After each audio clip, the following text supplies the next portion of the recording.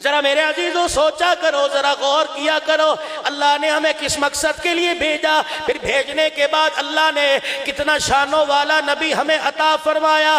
تجھے کیا پتا خلافت صدیق کی بات ہو رہی تھی، اور میں بھی نبی کے آخری وقت کی بات کرتا ہوں۔ جتنے سارے ساتھی بیٹھے ہو، میرے اس جملے پہ جا کے ذرا گھر بیٹھ کے سوچنے لگ جانا۔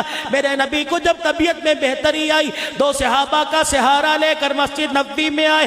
حضرت عباس کے کندھے پر ہاتھ رکھ رکھا ہے اور دوسرا ہاتھ حضرت علی کے کندھے پر رکھ رکھا ہے۔ مسجد کی اہمیت بتائی، پڑوسیوں کو مسجد کی اہمیت بتلائی، دکانداروں کو مسجد کی اہمیت بتلائی، کھیتی باڑی کرنے والوں کو مسجد کی اہمیت بتلائی، اور زراعت کا کام کرنے والوں کو مسجد کی اہمیت بتلائی۔ کس انداز میں عبداللہ بن ام مکتوم رضی اللہ تعالیٰ عنہ جانشین مصطفیٰ نبی صلی اللہ علیہ وسلم جب مدینہ شریف سے باہر جاتے، اپنے مصلی کی ذمہ داری دے کے جاتے، مقام امام بلکہ حضور علیہ السلام کی غیر موجودگی میں نمازیں پڑھایا کرتے تھے۔ کون ہے؟ عبداللہ بن ام مکتوم حضور صلی اللہ علیہ وسلم کے پاس آ کے بیٹھ گئے۔ کملی والے میرے پہ بڑھاپا آ گیا، ہڈیاں میری کمزور ہو گئی، آنکھیں تو پہلے جواب دے چکی تھی، اب کوئی سہارا دے کے مسجد میں لانے والا نہیں، ساری زندگی آپ کے پیچھے نمازیں پڑھنے کا شرف حاصل ہوا، لیکن اب میری ہمت جواب دے گئی۔ کملی والے آپ اجازت ہو تو گھر میں نماز پڑھ لیا کرو۔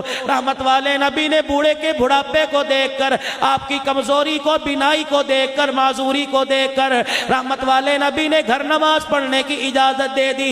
عبداللہ بن ام مکتوم خوشی خوشی اجازت لے کے جا رہے تھے، اتنے میں جبرائیل علیہ السلام آ گئے اور کہا پروردگار عالم کے پیارے نبی، اللہ کے مشورے کے بغیر ہی آپ نے اجازت دے دی ہے۔ حضور نے فرمایا معذوری دیکھ کر، کمزوری دیکھ کر، 80 سال کا اس کا بڑھاپا دیکھ کر اجازت دے دی۔ رحمت والے نبی نے فرمایا، نبی سے عرض جبرائیل علیہ السلام کرنے لگے عبداللہ بن ام مکتوم کو بلا لیجئے۔ آپ نے دوبارہ پیغام بھیج دیا، عبداللہ بن ام مکتوم حضور کے پاس آ گئے۔ جبرائیل کہہ رہے یا رسول اللہ ان سے پوچھو کیا اذان کی آواز تیرے گھر کے اندر آتی ہے؟ عبداللہ تو بتا کہ اذان کی آواز تیرے گھر میں آتی ہے؟ جی یا رسول اللہ اپنے گھر میں بیٹھ کے اذان سن لیتا ہوں۔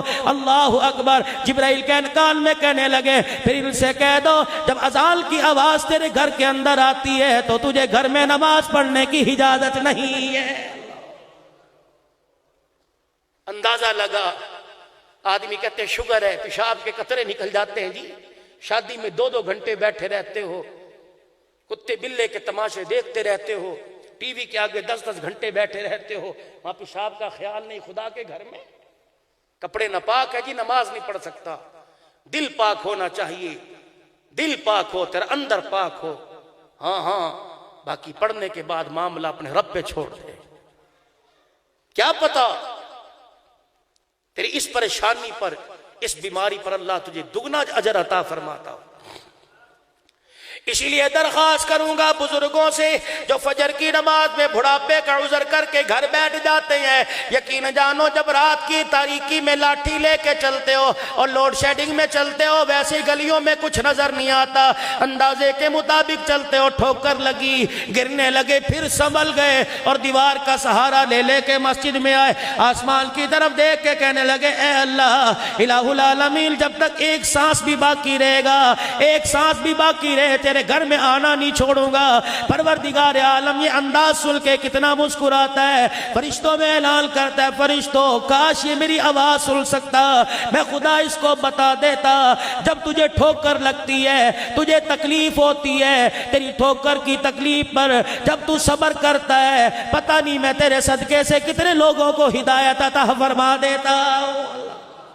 يا من عصيت الله يوما غافلا فنسيت أن الله